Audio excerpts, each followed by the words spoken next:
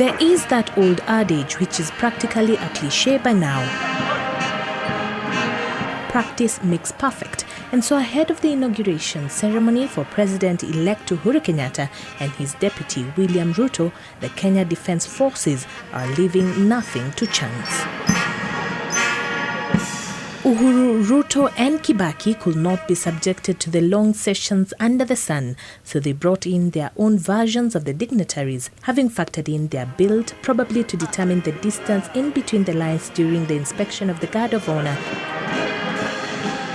and their disposition may be just to pace the band. The outgoing president will begin by inspecting the Guard of Honor, as he still is the Commander-in-Chief of the Armed Forces until the handover is complete.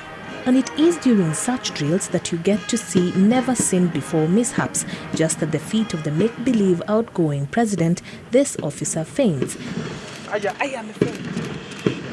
And she is quickly whisked away, and the unexpected incident does not disrupt the program in any way. The President-elect, assisted by the Chief Registrar of the Supreme Court and the Chief Justice, will take 2 oaths: the solemn affirmation of allegiance and the solemn affirmation of due execution of the office of the President. The same goes for his deputy, who takes the solemn affirmation of allegiance and the solemn affirmation of due execution of the office of the Deputy President. The President-elect will then receive the instruments of power from the outgoing president, which includes a sword and the Constitution of Kenya. And finally, to symbolize the end of an era or presidency, if you may, the presidential standard, which many know as the white flag that is associated with President Kibaki, will be lowered, and a new one that Uhuru will fly during his term in office will be raised. But for the purpose of practice, they used the Kenyan flag, and with that, the ceremony will be closed with the Guard of Honor being dismissed by the new Commander-in-Chief.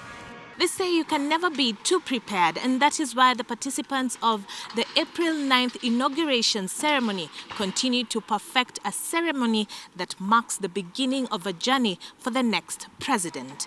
Charity Werumwangi for JSO at 7.